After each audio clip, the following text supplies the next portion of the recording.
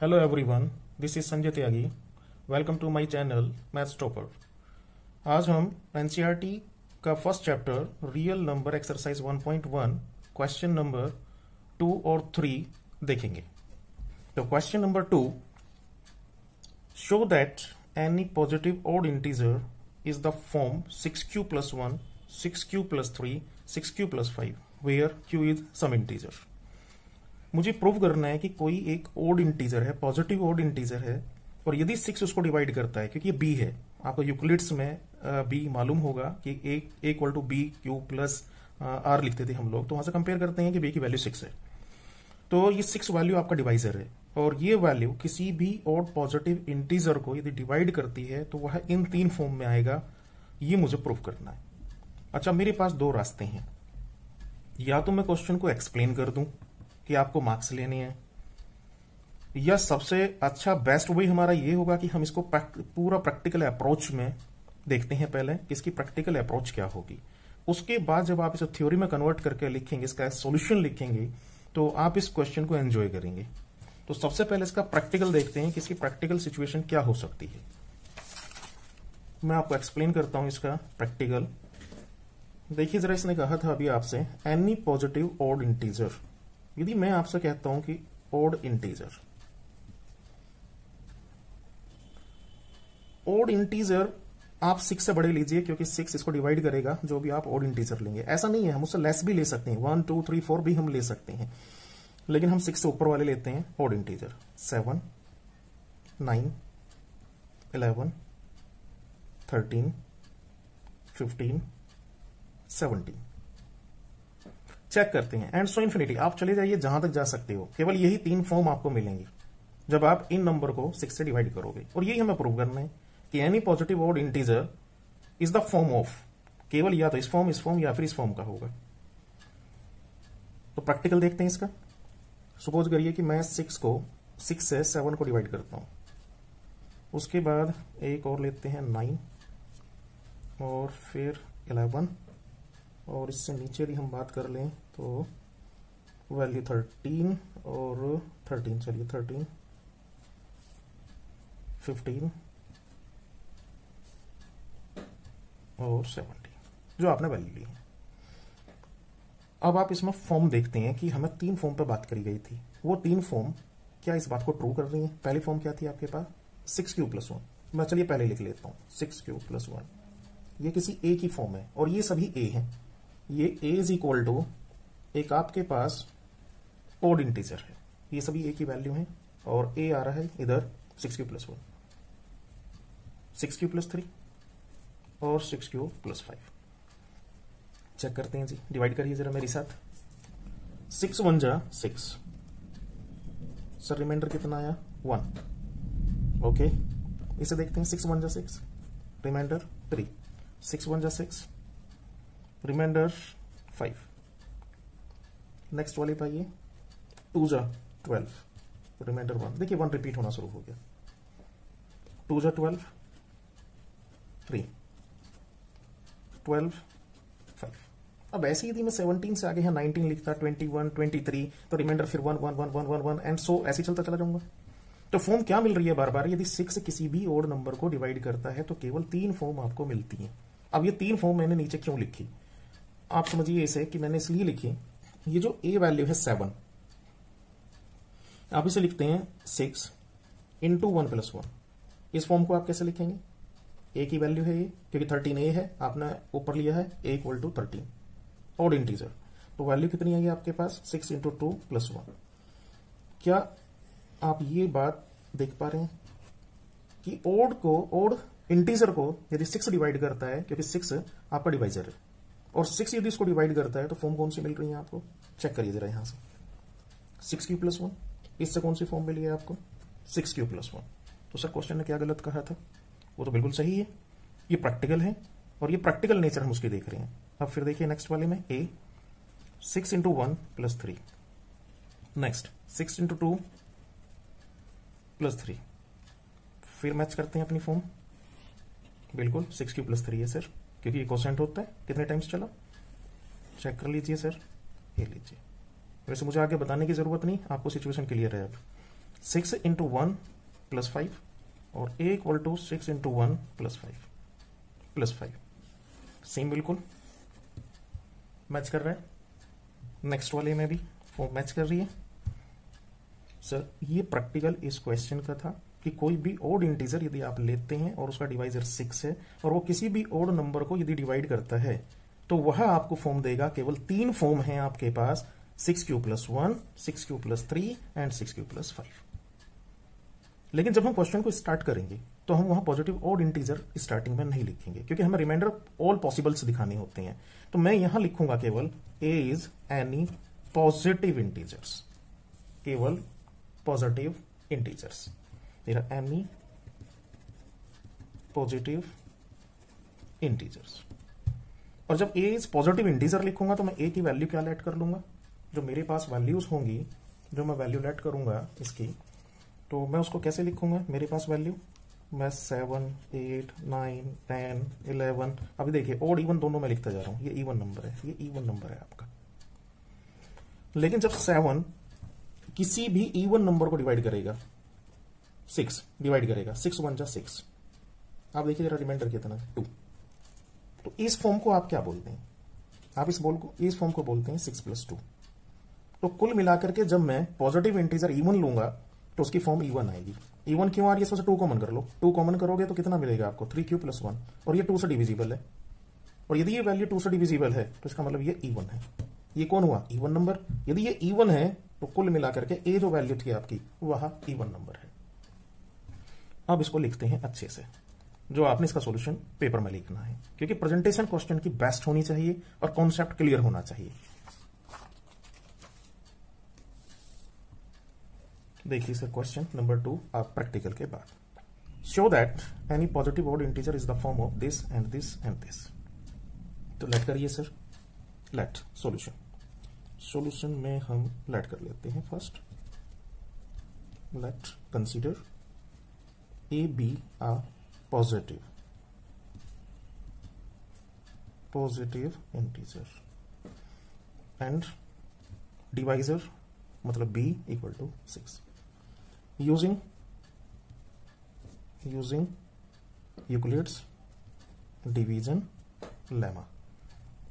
वह क्या है अकॉर्डिंग टू द क्वेश्चन, वह आपके पास आ गया a equal to 6q + r, और 6q + r वेरी करेगा, 0 के इक्वल हो सकता है, 0 से बड़ा, बट लेस देन 6 ऑलवेज। इसी बात को आप दैट इज करके कैसे लिख सकते हैं, सपोज करिए कि r के रिमाइंडर के बारे में 0, 1, 2, 3, 4 और एक लास्ट 5। तो कुल मिला के मेरे पास रिमाइंडर आ गए 0, 1, 2, 3, 4, 5, ये मेरे पास रिमाइंडर है। अब जो ए की फॉर्म होगी मेरे पास, वो कितने तरह की फॉर्म मिलेगी, एक एक करके बात करते हैं। इक्वेशन फर्स्ट मैंने इसको नाम दे दिया, मैं लिखता हूं व्हेन r इक्वल टू 0। सबसे पहले मैं r की वैल्यू 0, मैं यहां r की वैल्यू 0 पुट करता हूं इस जगह। तो मुझे फ्रॉम इक्वेशन 1 क्या मिलने वाला है बताइए जरा, a इक्वल टू 6q। अभी देखिए जो 6q मिला है, यदि मैं इसे 2 से डिवाइड कर दूं तो ये कैंसिल हो जाएगा, तो ये कौन है फिर 2 का मल्टीपल, और यदि ये 2 का मल्टीपल है तो ये मेरे पास में इवन नंबर है। नेक्स्ट पे चलते हैं, r इक्वल टू 1, वैल्यू रखिए सर r की, यहां वैल्यू आ गई 6 + 1। सर ये इवन नंबर नहीं है क्योंकि 2 का मल्टीपल नहीं है। नेक्स्ट चलिए, r equal to 2, a equal to 6q + 2। आप r की वैल्यू यहां पुट कर रहे हैं बार बार, यहां से उठा करके। नेक्स्ट में 3 रखते हैं, व्हेन r इक्वल टू 3, तो a की वैल्यू 6q + 3, ये वैल्यू आपको मिलती जा रही है 6q + 3। अब 6q + 3 आपके पास वैल्यू आ चुकी। नेक्स्ट में फिर देखिए जरा, यहां एक बार इसमें से 2 यदि मैं कॉमन ले लूं, 2 कॉमन आएगा तो अंदर क्या बचेगा, अंदर आपके पास आ जाएगा 3q + 1। ये इवन नंबर है क्योंकि ये 2 का मल्टीपल है, मैं लिख सकता हूं इवन नंबर है ये। मैं इसको थोड़ा सा और आपको बता दूं, यहां मुझे बताने की जरूरत नहीं है, रफली वर्क है थोड़ा सा, इसे याद रखना। मैं केवल रफ वर्क इधर कर रहा हूं। ये 2 कॉमन लेता हूं मैं इन दोनों से, तो मेरे पास आता है 3q + 1। और ये जो नंबर है क्या ये 2 का मल्टीपल है, मुझे कैसे पता लगेगा? Yes, 2 into this and integer, क्यों एक इंटीजर है, 3 इंटीजर है, सब इंटीजर है, और इंटीजर से कोई 2 यदि मल्टीप्लाई कर रहा है, 2 मल्टीपल है उसका, तो इवन नंबर है। मत करिए ऐसा, आप ऐसा सोच लीजिए सर क्या ये 2 से डिवाइड हो रहा है, यस, तो ये इवन नंबर है। नेक्स्ट r इक्वल टू 4 रखते हैं। अब a की वैल्यू क्या बनेगी, 6q plus 4, sir as it is, ये भी इवन नंबर को इंडिकेट कर रहा है। Next r equal to 5, a की वैल्यू 6q प्लस 5। अब ये जो इक्वेशंस पर मैं बात कर जाऊं आपसे कि जो इक्वेशन है मेरे पास, मैं इनके नाम रख दूं। नंबर 2 जो मेरे पास इवन नंबर दिखाई दे रहे हैं, इवन केवल 2, 3 और 4, ये 4 वैल्यूज जो मुझे 4 इक्वेशन तक 2, 3 और 4 नजर आ रही हैं, ये सभी इवन नंबर हैं। और यदि मैं आपसे अब इस बात को कहूं कि values of a in equation 2, 3 and 4 not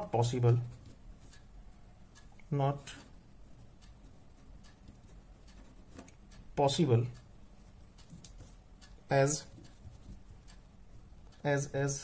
a is an odd positive integers,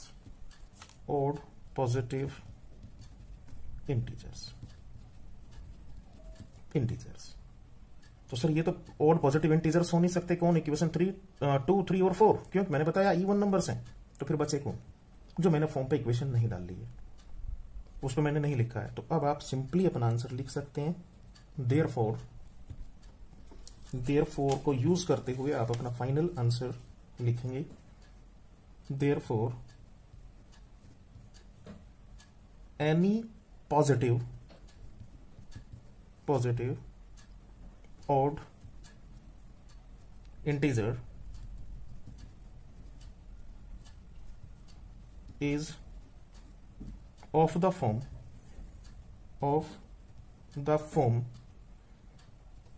6q plus 1 or 6q plus 3 और 6q plus 5। odd number integer जो होगा इसका मतलब वह इस फॉर्म का होगा। ये आंसर है आपका। अब क्वेश्चन क्या था, एक बार मैं रिपीट करूं आपसे, साथ साथ चलते हैं सभी लोग, आप समझते जाइए, मैं रिपीट करता जाऊंगा उसी बात को। आप ये देखिए, शो करना था कि कोई एक पॉजिटिव ओड इंटीजर है जिसकी फॉर्म 6 यदि डिवाइड करता है उसको, किसी भी ओड पॉजिटिव इंटीजर को, चाहे वह लेस देन 6 हो चाहे ग्रेटर देन 6 हो, वह उसकी जो फॉर्म होगी केवल 3 होगी, 1, 2 और 3, 6q plus 1 this and this.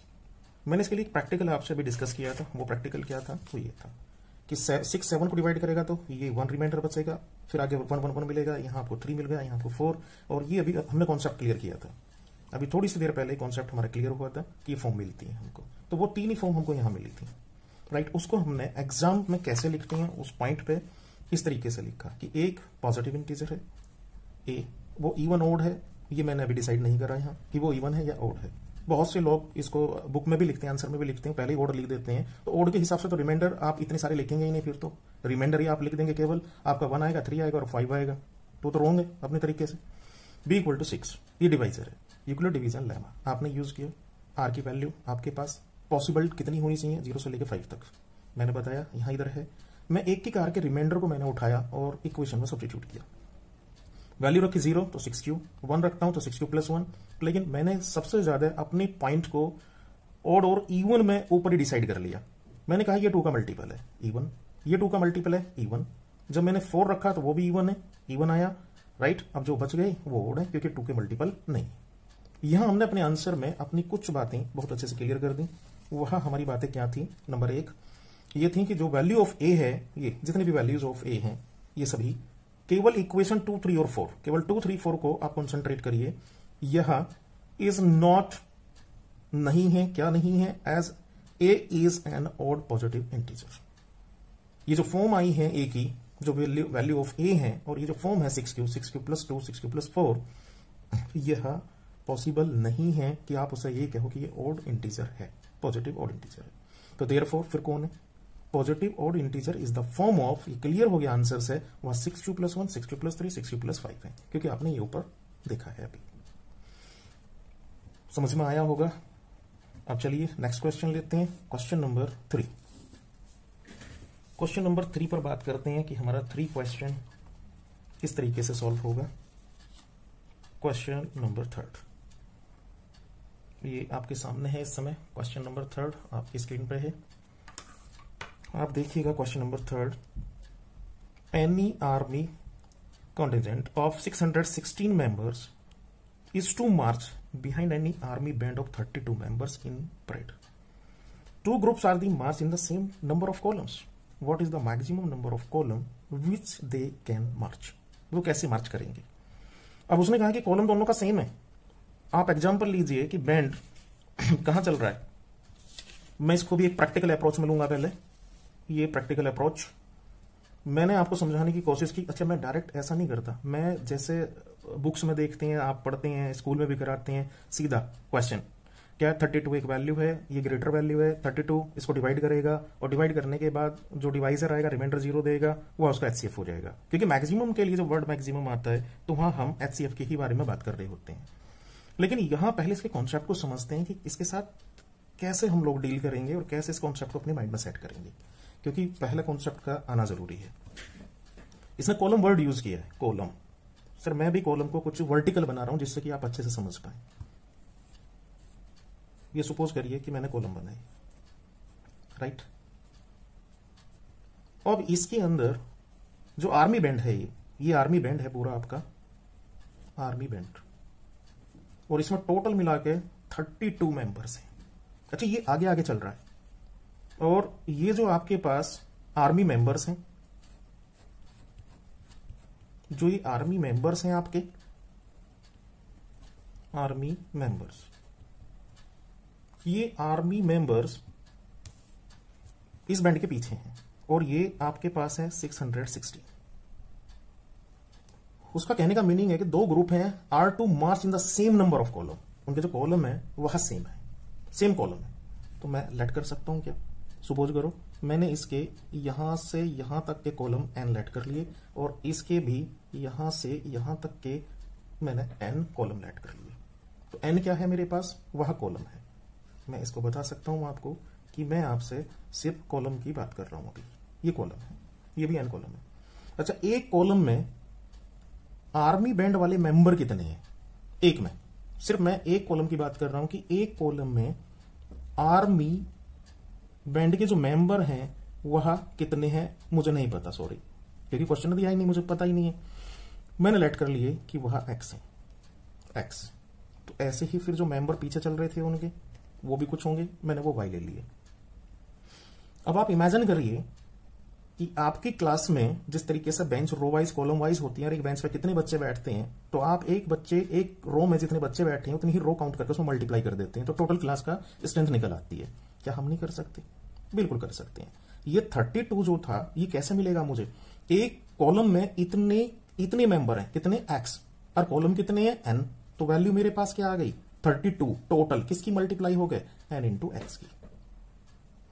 ऐसी दूसरे पे बात करूं, इसकी एक कॉलम में वाई मेंबर है और total number of column n है, तो एक कॉलम में कितने मेंबर हैं उनकी टोटल नंबर ऑफ कॉलम से मल्टीप्लाई कर दो तो वह 616 है, वह हमें पता लग जाएगा।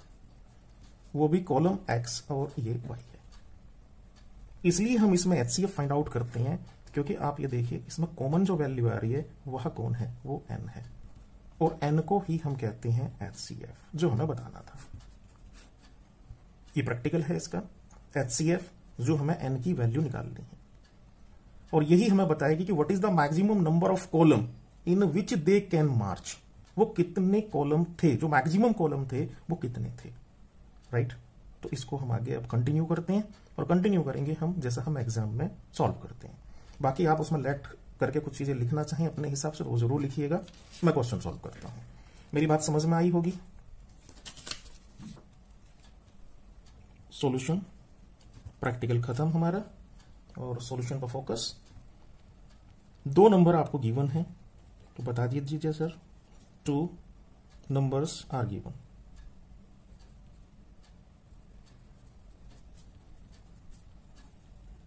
बार गिवन। कौन कौन से दो नंबर, 32 और ब्रैकेट में बात कर लेते इसकी, कोई दिक्कत नहीं, 660। आप जब क्वेश्चन सॉल्व करते थे एचसीएफ फाइंड आउट करने के लिए तो सबसे पहला माइंड में क्या आता था, आप सोच रहे होंगे बिल्कुल सही, वो आप लिखते थे कि सर लेट कर लीजिए सबसे ग्रेटर वैल्यू कौन सी है। वेरी गुड, बिल्कुल ठीक, ये आपकी ग्रेटर वैल्यू है और ये लेस वैल्यू है। यहीं से आप शुरू करते थे, सर यूक्लिड्स डिवीजन लेमा आप लगाइए और उसे आप लिखते थे बी क्यूब प्लस आर, और आप आर को डिफाइन करते थे 0 और लेस देन बी तक। तो सर इन दोनों से मुझे कैसे पता लगेगा इसका एचसीएफ है, लास्ट वाली वीडियो में काफी डीप हम लोग गए हैं। वो क्या था, जब तक डिवाइड नहीं करेंगे रिमाइंडर 0 नहीं आएगा और रिमाइंडर ही बताएगा उसका एचसीएफ कौन है। तो चलिए सर शुरू करते हैं।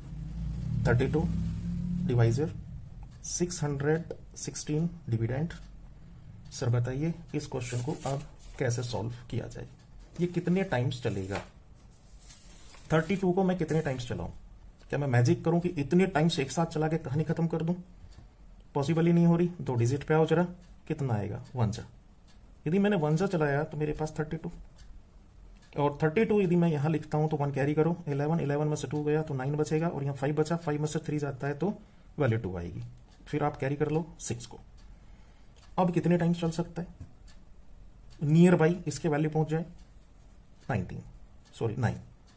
तो 9 और 32 की आपस में मल्टीप्लाई करो आप, और जब आप मल्टीप्लाई करेंगे तो आपको वैल्यू मिलेगी 288। अब इससे आप माइनस करिए जरा, 1 कैरी करिए, 16 में से 8 गया 8। सर रिमाइंडर 0 नहीं आया, और ये 29 पे हमने स्टॉप क्यों नहीं कर रहा था, क्योंकि 6 को जब हमने यहां लिया तो ये वैल्यू डिवाइजर से बड़ी थी। रिमाइंडर बड़ा नहीं हो सकता डिवाइजर से, इसलिए हमने 6 लिया और फिर उसको 9 टाइम्स चला करके इसको सिंप्लीफाई कराया। यस, ये रिमाइंडर तो है 8, ये रिमाइंडर आ गया, लेकिन रिमाइंडर 0 नहीं है। रिमाइंडर तो आया लेकिन रिमाइंडर 0 नहीं है, लेकिन ये तो वैलिड रिमाइंडर नहीं था। यहां मैं इसे डिविडेंड फॉर्म में कहूं, फिर डिविडेंड मेरा पास क्या था 616 डिवाइजर 32, कितने टाइम्स चला 19, और रिमाइंडर वैल्यू क्या है 8। लेकिन सर वो 0 नहीं है रिमाइंडर, तो अपनी बात बतानी पड़ेगी, r equal to 8 is not equal to 0। यदि 0 के इक्वल नहीं है तो सर यूजिंग जो पिछली वीडियो है जरूर उन्हें आप देखें, और यूजिंग यूक्लिड्स डिवीजन लेमा। अब किन दो में लगेगा यूक्लिड डिवीजन लेमा, 32 और 8 में। अब डिविडेंड कौन होगा 32 और डिवाइजर कौन होगा 8। तो सर 32 को उठाइए वहां से, या तो यही कंटिन्यू कर दीजिए पिक्चर में, या जैसे मैंने पिछली वीडियो में कराया वो आपकी मर्जी है। 8 और ये 32 यहां से आएगा और ये डिविडेंड बन जाएगा, ये देखिए ऐसे। अब आप जब इसमें आपने बताया यूक्लिड डिवीजन लगेगा तो ये यूक्लिड डिवीजन आप लगा रहे हैं, और यूक्लिड डिवीजन को आप लगा दीजिए, कितना आएगा 8 4 जा 32। सर रिमाइंडर 0 आ गया। इसे सबसे पहले डिविडेंड फॉर्म में लिखिए, तो डिविडेंड फॉर्म में लिखते हैं इसका 32 is equal to divisor 8 quotient 4 remainder 0, और रिमाइंडर हमारे पास 0 आया, और डिविजिबल किसने किया था इसको 8 ने, और ये पहले से ही काफी बताया जा चुका है। अब इन दोनों नंबरों का जो एचसीएफ होगा वह आपके पास जिसने डिवाइड करा था डिवाइजर वो एचसीएफ होगा। ये इसका आंसर है। आप एक सेंटेंस डाल दीजिएगा, मैक्सिमम नंबर ऑफ कॉलम जो भी आप लिखेंगे वो 8 होंगे, तो यह इसका आंसर है। मैं आशा करता हूं कि आपके बहुत अच्छे से समझ में आया होगा। इसे शेयर कीजिए, लाइक कीजिए। आपका बहुत बहुत धन्यवाद, और अगले क्वेश्चंस नेक्स्ट वीडियो में हम देखेंगे।